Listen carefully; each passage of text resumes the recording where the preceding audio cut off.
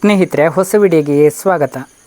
ಹೆಚ್ಚಿನವರಿಗೆಲ್ಲ ಹೀಗೆ ತೋಟದಲ್ಲಿ ಕಳೆ ಬೆಳೆದರೆ ಅಡಿಕೆ ಹಣ್ಣಾಗುವಾಗ, ಅಡಿಕೆ ಕೊಯ್ಲು ಮಾಡುವಾಗ ಅದನ್ನು ಹೆಕ್ಕುವುದು ಹೇಗೆ, ಈ ಬಲ್ಲೆಯಲ್ಲಿ ಅದು ಕಾಣ್ತದ ಇಂಥೆಲ್ಲ ತುಂಬ ಒಂದು ಸಂಶಯ ಇದೆ ಸ್ನೇಹಿತರೆ. ಇದಕ್ಕೆಲ್ಲ ನನ್ನಿಂದ ಆದಷ್ಟು ಪರಿಹಾರ ಈ ವಿಡಿಯೋದಲ್ಲಿ ಹೇಳ್ತೇನೆ. ಹಾಗೆಯೇ ಜೇನು ಕೃಷಿಯ ಬಗ್ಗೆ ಒಂದು ಸಣ್ಣ ಮಾಹಿತಿಯನ್ನು ಕೂಡ ಕೊಡ್ತೇನೆ ಸ್ನೇಹಿತರೆ. ಹಾಗಾಗಿ ಪೂರ್ತಿ ವಿಡಿಯೋ ನೋಡಿ ಸ್ನೇಹಿತರೆ. ಅಡಿಕೆ ಕೊಯ್ಲು ಹೆಚ್ಚು ಕಡಿಮೆ ನವಂಬರ್ನಿಂದ ಪ್ರಾರಂಭವಾದರೆ ಅಂದಾಜು ಮಾರ್ಚ್ ತನಕ ಇದ್ದೇ ಇರ್ತದೆ. ಈ ಸಮಯದಲ್ಲಿ ನಮಗೆ ಅಡಿಕೆ ಹೆಚ್ಚಾಗಿ ಅಡಿಕೆ ಮರದಿಂದ ಬೀಳಲಿಕ್ಕೆ ಪ್ರಾರಂಭ ಆಗ್ತದೆ ಮತ್ತು ಕೊಯ್ಲು ಕೂಡ ಪ್ರಾರಂಭ ಆಗ್ತದೆ.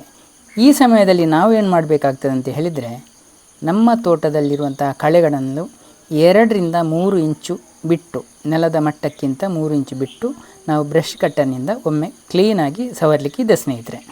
ಇಲ್ಲಿ ಮುಖ್ಯ ವಿಷಯ ಏನಂತ ಹೇಳಿದರೆ ಸ್ನೇಹಿತರೆ, ನವಂಬರಿಂದ ನಂತರ ಬೇಸಿಗೆಗಾಲ ಬರುವುದರಿಂದ ಕಳೆಗಳು ಕೂಡ ಅಷ್ಟೊಂದು ವೇಗವಾಗಿ ಬೆಳೆಯುವುದಿಲ್ಲ.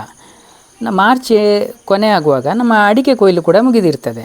ಇಲ್ಲಿ ವಿಷಯ ಏನಂತ ಹೇಳಿದರೆ ಸ್ನೇಹಿತರೆ, ಕಳೆಯನ್ನು ಬೆಳೆಸ್ತೇವೆ ಹೊರತು ಅದನ್ನು ಹಾಗೆಯೇ ನಿರ್ವಹಣೆ ಕೂಡ ಮಾಡಲಿಕ್ಕಿದೆ. ಕಳೆಯನ್ನೇ ಬೆಳೆಸ್ತಾ ನಮ್ಮ ಅಡಿಕೆ ಮುಖ್ಯ ಬೆಳೆಯಾದ ಅಡಿಕೆ ನಮಗೆ ಸಿಗದಷ್ಟು ಕಳೆಯನ್ನು ಬೆಳೆಸಲಿಕ್ಕಿಲ್ಲ.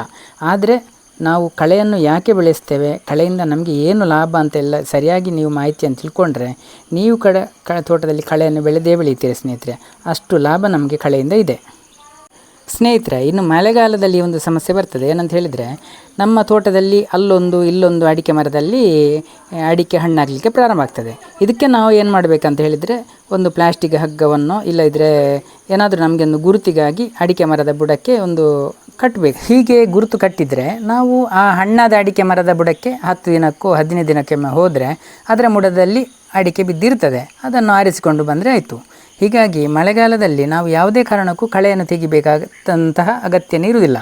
ಇನ್ನು ಸ್ನೇಹಿತರೆ, ನಾವು ಕಳೆ ತೆಗೆಯುವಾಗ ನೆಲಮಟ್ಟಕ್ಕಿಂತ ಒಂದು 2-3 ಇಂಚು ಮೇಲ್ಮಟ್ಟದಲ್ಲಿ ತೆಗಿಬೇಕು. ಯಾಕಂತ ಹೇಳಿದರೆ, ನಮ್ಮ ಮಣ್ಣಿನಲ್ಲಿ ಎರೆಹುಳದ ಮೊಟ್ಟೆ ಇರ್ಬೋದು, ಬೇರೆ ಬೇರೆ ಜೀವಿಗಳು ನಮ್ಮ ಭೂಮಿಯಲ್ಲಿ ಸಂಸಾರ ಮಾಡಿಕೊಂಡಿರ್ತದೆ. ಅದೇ ನಮಗೆ ನಮ್ಮ ಭೂಮಿಯ ಫಲವತ್ತತೆಗೆ ಕಾರಣ ಆಗಿರ್ತದೆ. ನಾವು ನೆಲಮಟ್ಟಕ್ಕೆ ನಾವು ತೆಗೆದ್ರೆ ಇಂತಹ ಜೀವಿಗಳ ಎರೆಹುಳದ ಮೊಟ್ಟೆ ಎಲ್ಲ ನಾಶ ಆಗ್ತದೆ ಸ್ನೇಹಿತರೆ. ಅದಕ್ಕಾಗಿ ನಾವು ಅಡಿಕೆ ಕೊಯ್ಲು ಪ್ರಾರಂಭ ಆಗುವಾಗ ನವಂಬರ್ ತಿಂಗಳಲ್ಲಿ ಕಳೆ ತೆಗೆಯುವಾಗ ನಾವು ಆದಷ್ಟು ಮೇಲ್ಮಟ್ಟದಲ್ಲಿಂದ ಕಳೆ ತೆಗಿಬೇಕು. ಹೀಗೆ ಮಾಡಿದರೆ ನಮ್ಮ ಭೂಮಿ ಕೂಡ ಒಂದು ಅತ್ಯುತ್ತಮ ಫಲವತ್ತತೆಯನ್ನು ಹೊಂದಿರ್ತದೆ. ಅಡಿಕೆ ಹೆಕ್ಕಲಿಕ್ಕೂ ಕಷ್ಟ ಇಲ್ಲ. ಇಲ್ಲಿ ಬಾಳೆ ಗಿಡ ನೆಟ್ಟಿದ್ದೇನೆ ನೋಡಿ, ಎಷ್ಟು ಚೆನ್ನಾಗಿ ನೇಂದ್ರ ಬಾಳೆ ಗಿಡ. ಇದು ದೊಡ್ಡದಾದ ಗೊನೆ ಬಿಟ್ಟಿದೆ ನೋಡಿ. ಯಾವುದೇ ಗೊಬ್ಬರ ಇದಕ್ಕೆ ಕೂಡ ಇಲ್ಲ ನೋಡಿ, ಕೇವಲ ಸಣ್ಣ ಗುಂಡಿ ಮಾಡಿ ನೆಟ್ಟು ಬಿಟ್ಟದ್ದು. ಇದರ ಬುಡವನ್ನು ನೋಡಿ, ಯಾವುದೇ ಗೊಬ್ಬರ ಇದಕ್ಕೆ ಹಾಕಿಲ್ಲ. ಆದರೆ ಇದರಿಂದ ಎಷ್ಟು ತ್ಯಾಜ್ಯ ಎಲ್ಲ ಬಿದ್ದಿದೆ ನೋಡಿ.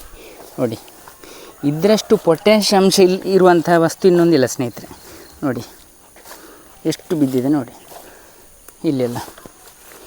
ಇದು ನಮ್ಮ ತೋಟಕ್ಕೆ ಬೇಕಾದ್ದು ಸ್ನೇಹಿತರೆ. ನಾವು ಬಾಳೆ ಗಿಡವನ್ನೇ ನೆಡದಿದ್ದರೆ ಈ ಅಂಶ ಬೀಳ್ತದೆ ಇಲ್ಲಿಗೆ. ಇದು ಬಿದ್ದರೆ ಇದರಲ್ಲಿ ಇರುವುದು ಪೊಟ್ಯಾಷ್, ಬಾಳೆಯಲ್ಲಿ ಇರುವಷ್ಟು ಪೊಟ್ಯಾಷ್ ಯಾವುದರಲ್ಲಿ ಇಲ್ಲ ಕಳೆಯಲ್ಲಿ. ನಾವು ಬಾಳೆಯನ್ನು ಕೂಡ ಕಳೆ ಅಂತಲೇ ಅಂದ್ಕೊಳ್ಳೋದು. ಯಾಕಂತ ಹೇಳಿದರೆ ನಮ್ಮ ಮುಖ್ಯ ಕೃಷಿ ಅಡಕೆ, ಅದರ ಮಧ್ಯದಲ್ಲಿ ಹಣ್ಣಿನ ಗಿಡ ನೋಡಿ. ಈ ಲೈನಲ್ಲಿ ಎಲ್ಲ ಕಾಫಿ ಗಿಡ ನೆಟ್ಟಿದ್ದೇನೆ. ಇದರಲ್ಲಿ ಕಾಫಿ ಆಗಿ ಹಣ್ಣಾಗಿ ಅದನ್ನು ಮಾರಿ ದುಡ್ಡು ಮಾಡುವಂಥ ವಿಷಯ ಇಲ್ಲ. ನಮ್ಮ ದಕ್ಷಿಣ ಕನ್ನಡದಲ್ಲಿ ಕಾಫಿಯ ಬಗ್ಗೆ ಅಷ್ಟೊಂದು ಕೃಷಿ ಮಾಡುವವರಿಲ್ಲ, ಮಾಡಿದ್ರದ್ದು ಲಾಭ ಗೊತ್ತಿಲ್ಲ ಅದರ ಬಗ್ಗೆ. ಆದರೆ ನಾನು ನೆಟ್ಟದ್ದು ಯಾಕಂತ ಹೇಳಿದರೆ, ಇದು ವೆರೈಟಿ ವಿಧ ವಿಧವಾದ ಕಳೆಗಳಿರಬೇಕು ಸ್ನೇಹಿತರೆ.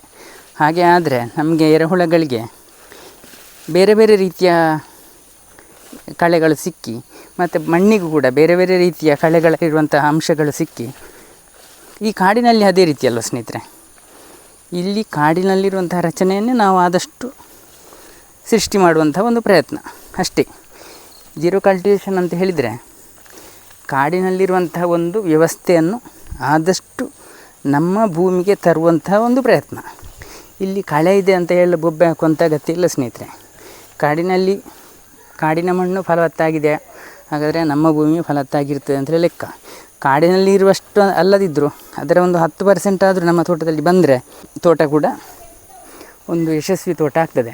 ಯಾವುದೇ ಗೊಬ್ಬರ ಹಾಕದೆ, ಯಾವುದೇ ಕೆಲಸ ಮಾಡದೆ ಇಂಥ ಒಂದು ತೋಟವನ್ನು ನಮಗೆ ಕಟ್ಟಲಿಕ್ಕೆ ಆಗ್ತದೆ. ಆದರೆ ಹೆಚ್ಚಿನವರಿಗೆಲ್ಲ ಇಂಥ ವಿಷಯವನ್ನು ತಿಳ್ಕೊಳ್ಳುವಂತಹ ಕುತೂಹಲ ಇರುವುದಿಲ್ಲ. ಏನಾದರೂ ಅದಕ್ಕೆ ಅಡ್ಡ ಮಾತಾಡುವ, ಉಲ್ಟಾ ಮಾತಾಡುವಂತಲೇ ಇರುವಂಥವರು ಇದ್ದಾರೆ ಕೆಲವರು, ಎಲ್ಲರಂತಲ್ಲ ಕೆಲವರು ಇದ್ದಾರೆ ಸ್ನೇಹಿತರೆ. ಅಂಥವ್ರು ಇದ್ರೇ ಕೂಡ ಒಳ್ಳೆಯದೇ. ಯಾಕಂತ ಹೇಳಿದರೆ ನಮಗೆ ಪ್ರತಿ ವಿಷಯವನ್ನು ಮತ್ತು ಕೂಲಂಕುಷವಾಗಿ ಹೇಳಲಿಕ್ಕೆ ಆಗ್ತದೆ. ಅಂಥವರು ಇದ್ದರೆ ಏನೂ ಪ್ರಶ್ನೆ ಕೇಳದಿದ್ದರೆ ನಮಗೆ ಉತ್ತರ ಹೇಳಲಿಕ್ಕೆ ಆಗೋದಿಲ್ಲ. ನಮ್ಮ ತೋಟ ಯಶಸ್ವಿಯಾಗಿರ್ತದೆ, ಅದು ಬೇರೆ ವಿಷಯ.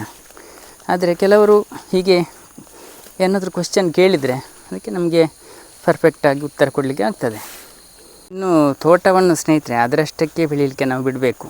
ಯಾಕಂತ ಹೇಳಿದರೆ ಪ್ರಕೃತಿಯೊಂದಿಗೆ ಮಣ್ಣಿನೊಂದಿಗೆ ಅಡಿಕೆ ತೋಟ ಬರಬೇಕು ಹೊರತು ಮನುಷ್ಯರ ಹಸ್ತಕ್ಷೇಪ ಅತಿ ಹೆಚ್ಚಾದರೆ ಅದು ಎಲ್ಲಿ ಕೂಡ ಹಾಳೆ ಆಗೋದಂತ ಲೆಕ್ಕ. ನಾವು ಎಷ್ಟು ಕಡಿಮೆ ಸಲ ತೋಟಕ್ಕೆ ಬಂದೆವು ಅಷ್ಟು ಭೂಮಿಗೆ ಒಳ್ಳೆಯದು. ಹೆಚ್ಚು ಬೇಡ ಸ್ನೇಹಿತರೆ.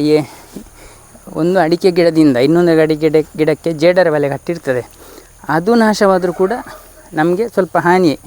ಯಾಕಂತ ಹೇಳಿದರೆ ಅದರಲ್ಲಿ ತುಂಬ ಕೀಟಗಳೆಲ್ಲ ಸಿಕ್ಕಿಕೊಂಡು ಸ್ವಲ್ಪ ಕೀಟನಾಶಕವಾಗಿ ಅದು ಕೆಲಸ ಮಾಡ್ತದೆ, ಜೇಡರ ಬಲೆ. ಆದರೆ ನಾವು ಪ್ರತಿದಿನ ಎಷ್ಟೊತ್ತಿಗೂ ತೋಟದಲ್ಲೇ ಇದ್ದರೆ ಅಂತಹ ಕೆಲವು ವಿಷಯಗಳಿಗೆ ಕೂಡ ಹಾನಿಯಾಗ್ತದೆ ಸ್ನೇಹಿತರೆ. ಹಾಗಾಗಿ ನಾವು ನಮಗೆ ಎಷ್ಟು ಕಡಿಮೆ ಸಾಧ್ಯವೋ ಅಷ್ಟು ಕಡಿಮೆ ತೋಟಕ್ಕೆ ಬರಬೇಕು. ನೋಡಿ ಸ್ನೇಹಿತರೆ, ಇದು ನನ್ನ 5 ವರ್ಷ ಪ್ರಾಯದ ಮೋಹಿತ್ ನಗರ ಅಡಿಕೆ ತಳಿಯ ಗಿಡ. ನೋಡಿ ಅಡಿಕೆ ಎಷ್ಟು ಚೆನ್ನಾಗಿದೆ ಅಂತ ನೋಡಿ. ಇದಕ್ಕೆ ಯಾವುದೇ ರಾಸಾಯನಿಕ ಗೊಬ್ಬರ ಆಗಲಿ ಸಾವಯವ ಗೊಬ್ಬರವಾಗಲಿ ನಾವು ಇಷ್ಟರವರೆಗೆ ಹಾಕಲಿಲ್ಲ ಸ್ನೇಹಿತರೆ. ಈ ಗಿಡಕ್ಕೆ ಕೇವಲ ಕಳೆಯನ್ನು ಮಾತ್ರ ಬೆಳೆಸಿ, ಕಳೆಯನ್ನು ವರ್ಷಕ್ಕೆ ಒಮ್ಮೆ ಮಾತ್ರ ನಾನು ತೆಗೆದು ಬಾಕಿ ಸಮಯ ಕಳೆಯನ್ನು ಹಾಗೆಯೇ ಇಟ್ಟು ಅದರಲ್ಲಿ ಬೇಕಾದಷ್ಟು ಎರೆಹುಳುಗಳನ್ನು ಅಭಿವೃದ್ಧಿ ಮಾಡಿ, ಬೇರೆ ಬೇರೆ ಜೀವಾಣುಗಳನ್ನು ಅಭಿವೃದ್ಧಿ ಮಾಡಿ ಮಣ್ಣಿನಲ್ಲಿ ಈ ಅಡಿಕೆ ತೋಟವನ್ನು ನಾನು ಕಟ್ಟಿದ್ದೇನೆ ಸ್ನೇಹಿತರೆ. ಹೀಗೆ ಹೇಳಿ, ಈ ರೀತಿ ಅಡಿಕೆ ತೋಟ ಮಾಡಿದರೆ ಲಾಭವ ನಷ್ಟವ ಅಂತ. ಸ್ನೇಹಿತರೆ, ಈ ಜೇನು ಕೃಷಿ ಮಾಡುವವರು ಮುಖ್ಯವಾಗಿ 2 ವಿಧವಾದ ಪೆಟ್ಟಿಗೆಯನ್ನು ಉಪಯೋಗಿಸ್ತಾರೆ ಸ್ನೇಹಿತರೆ. ಇದಕ್ಕೆ ISI ಮಾದರಿಯ ಜೇನು ಪೆಟ್ಟಿಗೆ ಅಂತ ಹೇಳ್ತಾರೆ. ಇನ್ನೊಂದು ಸ್ನೇಹಿತರೆ, ಇದು ನೋಡಿ, ಇದು ಕೇರಳ ಮಾದರಿಯ ಪೆಟ್ಟಿಗೆ. ಇದು ಸೈಜ್ನಲ್ಲಿ ಇದು ಚಿಕ್ಕದು, ಈ ಅಗಲ ಕೂಡ ಕಡಿಮೆ. ಇದು ಇಲ್ಲಿಂದ ಇಲ್ಲಿವರೆಗೆ ISI ಮಾದರಿಯಲ್ಲಿ ಜಾಸ್ತಿ ಅಗಲ ಇರ್ತದೆ. ಮತ್ತು ಇದರಲ್ಲಿ 6 ಫ್ರೇಮ್. ಈ ಫ್ರೇಮ್ ಜೇನುತುಪ್ಪ ಮಾಡುವ ಫ್ರೇಮ್ 6 ಇರ್ತದೆ. ಯಾವುದು ಈ ರೀತಿಯ ಫ್ರೇಮ್ಗಳು ಇದರಲ್ಲಿ 6 ಇದೆ ನೋಡಿ. 1 2 3 4 5 6. ISI ಮಾದರಿಯಲ್ಲಿ 8 ಇರ್ತದೆ. ಆದರೆ ಹೆಚ್ಚಿನ ತುಪ್ಪ ಮಾಡುವವರು ಅಂತ ಹೇಳಿದರೆ ವಾಣಿಜ್ಯವಾಗಿ ಮಾರಲಿಕ್ಕೆ ಅಂತ ತುಪ್ಪ ಮಾಡ್ತಾರಲ್ಲ, ಅಂಥವರೆಲ್ಲ ಇಂಥ ಕೇರಳ ಮಾದರಿಯನ್ನೇ ಹೆಚ್ಚಾಗಿ ಇಷ್ಟಪಡ್ತಾರೆ. ಅದು ಯಾಕೆ ಅಂತ ನನಗೂ ಅಷ್ಟೊಂದು ಗೊತ್ತಿಲ್ಲ. ಆದರೆ ನಾವು ಪರಾಗಸ್ಪರ್ಶಕ್ಕೆ ಮತ್ತು ನಮ್ಮ ಮನೆ ಖರ್ಚಿಗೆ ಸಣ್ಣ ಪ್ರಮಾಣದಲ್ಲಿ ಮಾಡುವವರು ನಮಗೆ ಯಾವುದು ಲಭ್ಯತೆ ಇದೆಯೋ ಅದನ್ನು ಇಟ್ಕೊಳ್ಬೋದು. 2 ಕೂಡ ಒಂದೇನೆ. ಇಂಥ ಪೆಟ್ಟಿಗೆಯನ್ನು ನಮಗೆ 2,000 ರೂಪಾಯಿಗೆ ಜೇನು ಹುಳ ಸಮೇತ ರಾಣಿ ಜೇನು ಸೇರಿಸಿ ಇಲ್ಲಿ ಕೊಡ್ತಾರೆ ಸ್ನೇಹಿತರೆ. ಇಂಥ ಪೆಟ್ಟಿಗೆಯನ್ನು ಯಾವುದು ಎಲ್ಲ ಸೆಟ್ಟನ್ನೇ, ಇದು ಕೆಳಗಿನ ಈ ಜೇನು ಸಂಸಾರದ ಕೋಣೆ ಅಂತ ಹೇಳ್ತಾರೆ ಇದಕ್ಕೆ, ಇದು ತುಪ್ಪದ ಕೋಣೆ ಅಂತ ಹೇಳ್ತಾರೆ. ಇದು ಬೇರೆ ಬೇರೆ ನೋಡಿ, ಇದು ಬೇರೆ ಬೇರೆನೇ. ಇದರಲ್ಲಿ ಜೇನುಗಳು ಮರಿ ಮಾಡುವುದೆಲ್ಲ ಈ ವಿಭಾಗದಲ್ಲಿ. ಇದಕ್ಕೆ ನಾವು ಹೀಗೆ ಇಟ್ಟು ಬೇರೆ ಇದನ್ನು ಹೀಗೆ ಇಟ್ಟು ಇದರಲ್ಲಿ ತುಪ್ಪ ಮಾಡ್ತದೆ. ಸಾಧಾರಣವಾಗಿ ಜನವರಿ ಫೆಬ್ರವರಿ ಮಾರ್ಚ್ ಏಪ್ರಿಲ್ವರೆಗೆ 4 ತಿಂಗಳು ನಾವು ನಿರಂತರವಾಗಿ ಇದರಿಂದ ತುಪ್ಪ ತೆಗಿಬೋದು ಈ ವಿಭಾಗದಲ್ಲಿ. ಇದರಲ್ಲಿ 6 ಫ್ರೇಮ್ನಲ್ಲಿ ಒಮ್ಮೊಮ್ಮೆ ತುಪ್ಪ ಫುಲ್ಲು ಆಗಿದ್ದರೆ, ಇದರಲ್ಲಿ ಎಲ್ಲ ಫುಲ್ಲು ತುಪ್ಪ ಆಗಿದ್ದರೆ ಅಂದಾಜು 4 kg ಬರ್ತದೆ ಸ್ನೇಹಿತರೆ. ಹಾಗಾಗಿ ನಾವು ಮನೆ ಖರ್ಚಿಗೆ ಅಂತ ಸ್ವಲ್ಪ ಸಣ್ಣ ಮಟ್ಟಿನಲ್ಲಿ ಮಾಡಿದ್ರೂ ಕೂಡ ನಮಗೆ ಒಂದು ಸಣ್ಣ ಆದಾಯ ಇದರಲ್ಲಿ ಖಂಡಿತ ಬಂದೇ ಬರ್ತದೆ. ಮತ್ತು ನಮ್ಮ ಇಳುವರಿ ಕೂಡ ಹೆಚ್ಚಾಗ್ತದೆ ಜೇನು ಕೃಷಿ ಮಾಡಿದರೆ ಪರಾಗಸ್ಪರ್ಶದಿಂದ. ಹಾಗಾಗಿ ನಾವು ಎಲ್ಲ ಅಡಿಕೆ ಕೃಷಿಕರು ಅಥವಾ ಇನ್ನಿತರ ಯಾವುದೇ ಕೃಷಿ ಇದ್ರೂ ಕೂಡ ಮನೆಯ ನಮ್ಮ ಸುತ್ತಮುತ್ತ ನಮ್ಮ ತೋಟದ ಬದಿಯಲ್ಲಿ ಒಂದು 3-4 ಪೆಟ್ಟಿಗೆ ಹೀಗೆ ಇಟ್ಟುಕೊಂಡ್ರೆ ಕೃಷಿಯಲ್ಲಿಯೂ ಲಾಭ ಇದೆ ಸ್ನೇಹಿತರೆ. ನಮಗೆ ಪರಾಗಸ್ಪರ್ಶವಾಗಿ ಇಳುವರಿ ಕೂಡ ಹೆಚ್ಚಾಗ್ತದೆ. ಮತ್ತು ನಮಗೆ ಒಂದು ಶುದ್ಧವಾದ ಜೇನುತುಪ್ಪ ನಮ್ಮ ಮನೆ ಖರ್ಚಿಗಂತೂ ಸಿಗ್ತದೆ. ಮತ್ತು ಹೆಚ್ಚಾದನ್ನು ನಮಗೆ ಮಾರಾಟ ಕೂಡ ಮಾಡ್ಬೋದು. ವಿಡಿಯೋ ಇಷ್ಟ ಆಗಿದ್ರೆ ಲೈಕ್ ಮಾಡಿ, ಕಮೆಂಟ್ ಮಾಡಿ, ಸಬ್ಸ್ಕ್ರೈಬ್ ಮಾಡಿ, ಹಾಗೆ ಗಂಟೆನೂ ಹೊಡೀರಪ್ಪ.